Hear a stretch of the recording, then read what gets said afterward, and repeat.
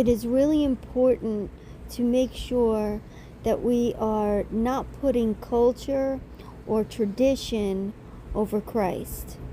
We have to be really careful that the things that we are using to worship weren't created for other gods, that they weren't used for idol worship, and they weren't used for ancestral worship, nature worship, or anything like that.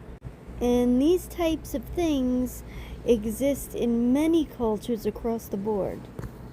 And it could be really hard to recognize these things and to let go of these things, because some of these things are really deeply rooted and ingrained in our cultural traditions.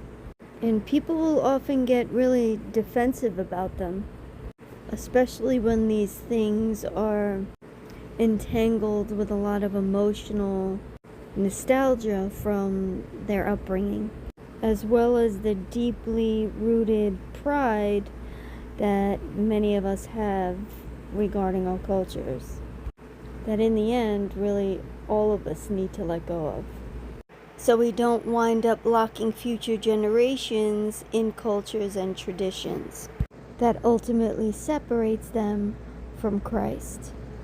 In Deuteronomy 7:25, God tells the Israelites, "The graven images of their gods you shall burn with fire. You shall not covet the silver or the gold that is on them, nor take it for yourselves, lest you become unclean with it, for it is an abomination before the Lord your God."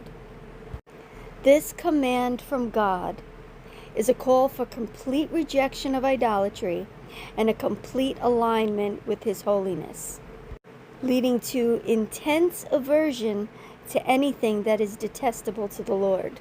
So we really cannot come to the Lord and expect to take the traditions of our culture that have been used to worship ancestors, that have been used to worship other gods, and attempt to rebrand it and offer it to the Father, the sovereign God of Israel.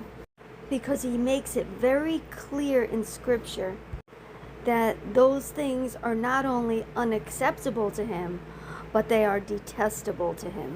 We must take off the lenses of our culture and see God in truth. Taking off the glasses of our culture so we can see clearly